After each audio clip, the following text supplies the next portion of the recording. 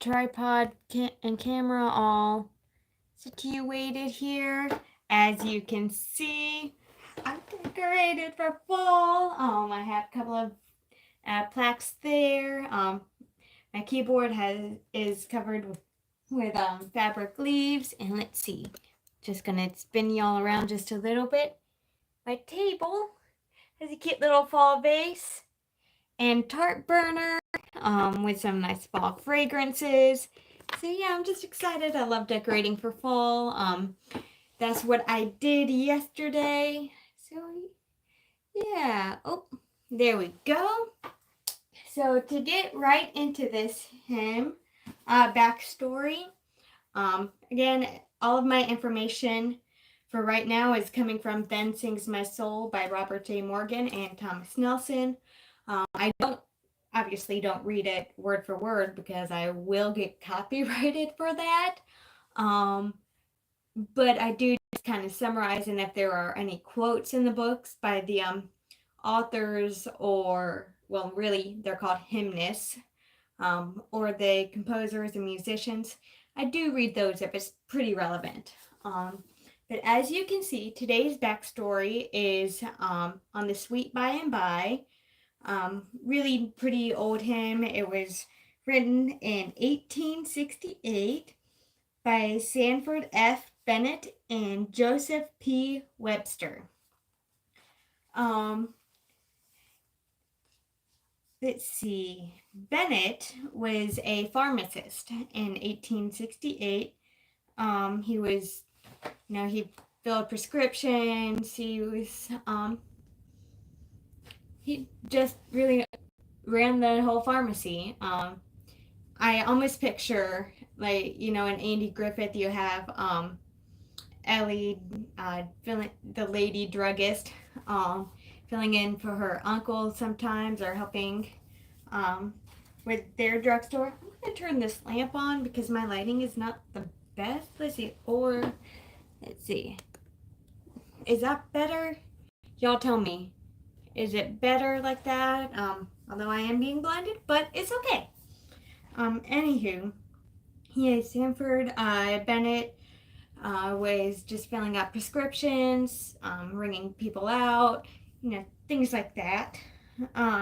When his friend Joseph Webster came in. Now Joseph, he struggled on and off with depression for several years. Sometimes it would be worse, sometimes it would be better. And those of us who have had to deal with depression, or who have known people who have dealt with depression, we go through periods where we feel better, we look better, act better. While we are on our meds, always take your meds. And then there are times where we aren't doing as well. Either we go off of our meds. Never do that. It just messes with your brain and your hormones even more. Or, the medicine stops working. Need a higher dose or find a different prescription. Let's see. Well, Joseph, the backstory on him, was a musician. He could sing, he could play the violin, and he even composed some songs, which he did with the Sweet By and By here. Bennett and Webster did collaborate on some songs before, and that kind of helped them be a good team, especially for writing the Sweet By and By. But on this particular day, when Joseph Webster came in, he looked more, I guess I'll say, depressed and sad than he did before. And noticing that, his friend Sanford Bennett, the pharmacist, he asked him, "What's wrong? Is there anything I can do?" Joseph tells him, "No, it doesn't matter. It will be all right by and by." Now, when Webster said that, Sanford was struck by the greatest idea for him ever. And with that, he pretty much ignored everything else. He went straight to his desk and started writing as fast as he could. And the Lord really helped him because it says that the words came pretty much instantly to Sanford Bennett. 2 customers entered, but like I said before, Mr. Bennett ignored them. He didn't help them out. So they just went over to where Joseph Webster was and was just kind of hanging out, talking with him, catching up.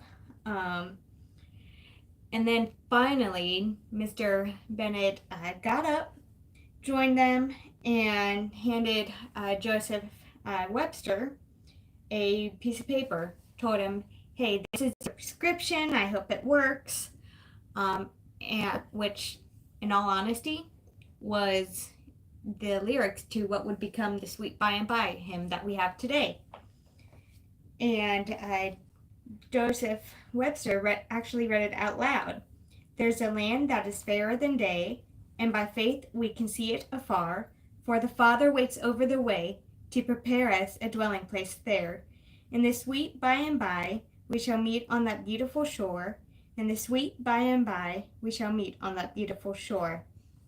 Instantly, a tune popped into Webster's head, and he jotted down some notes, picking up the violin or fiddle, whatever you want to call it. I think the differences on how it's played, but I'm not an expert with that kind of stringed instrument.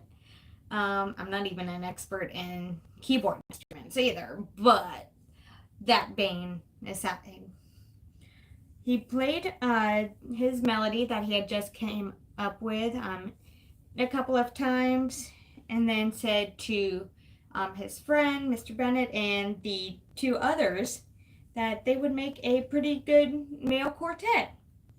And he told them, "Okay, we're going to try and sing this song, and let's just see how it sounds."